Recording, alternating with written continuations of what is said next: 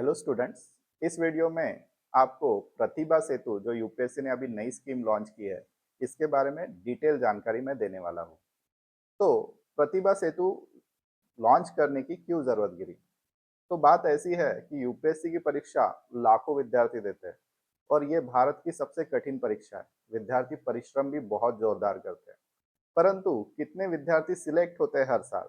तो जितनी वैकेंसी निकलती है, और vacancy class one gazetted officer के लिए सेंट्रल गवर्नमेंट काफ़ी कम निकालता है जितने अप्लाई करते हैं उसके हिसाब से। 10 लाख लोग तकरीबन अप्लाई करते हैं और सिलेक्ट होते हैं मात्र 1,000। और उस 1,000 की लिस्ट में आने के लिए लोग बड़ा संघर्ष करते हैं, बहुत पढ़ाई करते हैं। लेकिन जो 1,000 में आ गया वो पास, और जो 1,001वां आया वो फेल।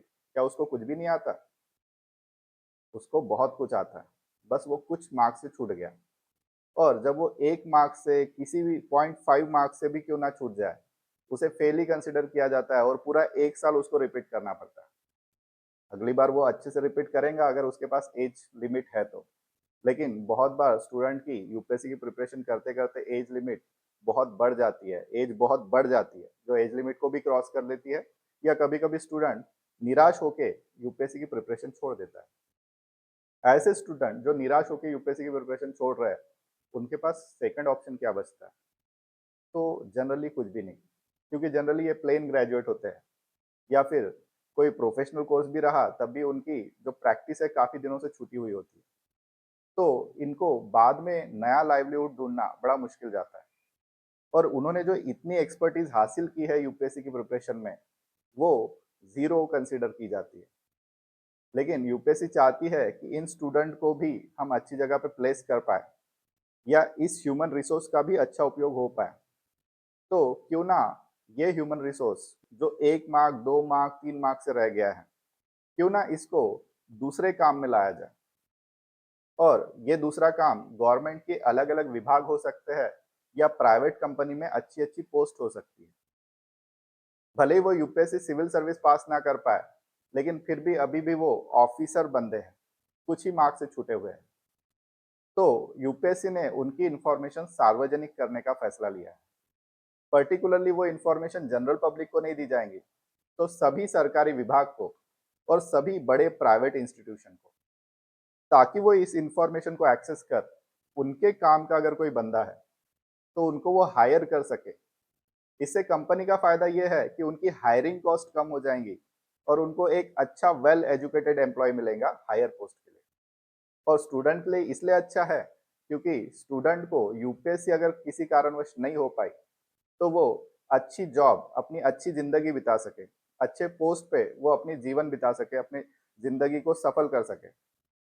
और स्टूडेंट के लिए बेनिफिट इस तरह से है कि स्टूडेंट को प्लान बी क्रिएट हो जाता है, और यही प्लान बी क्रिएट करने के लिए स्टूडेंट को एम्प्लॉयर से जोड़ने के लिए प्रतिभा सेतु, इसका निर्माण यूपीएससी ने किया है।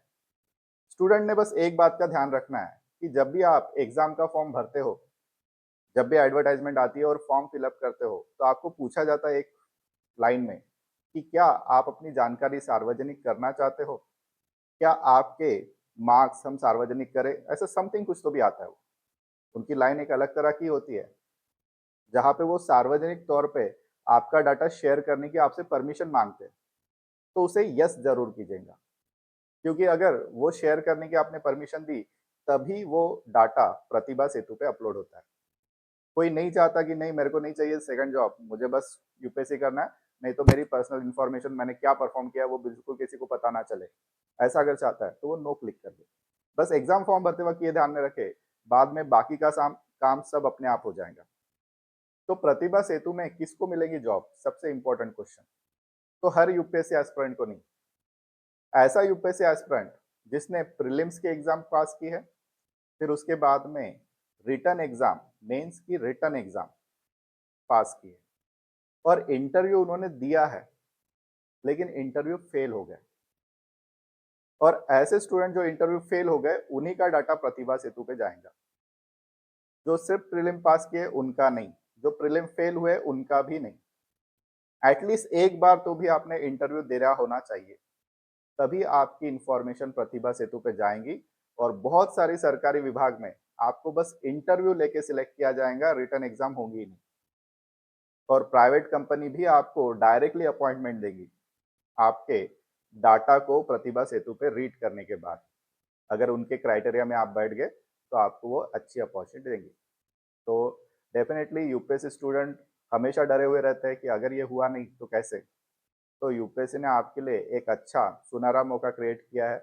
बिना डरे अभी प्रिपरेशन करो, हाईएस्ट पॉसिबल लेवल तक करो, ताकि आप इंटरव्यू तक पहुंच सको।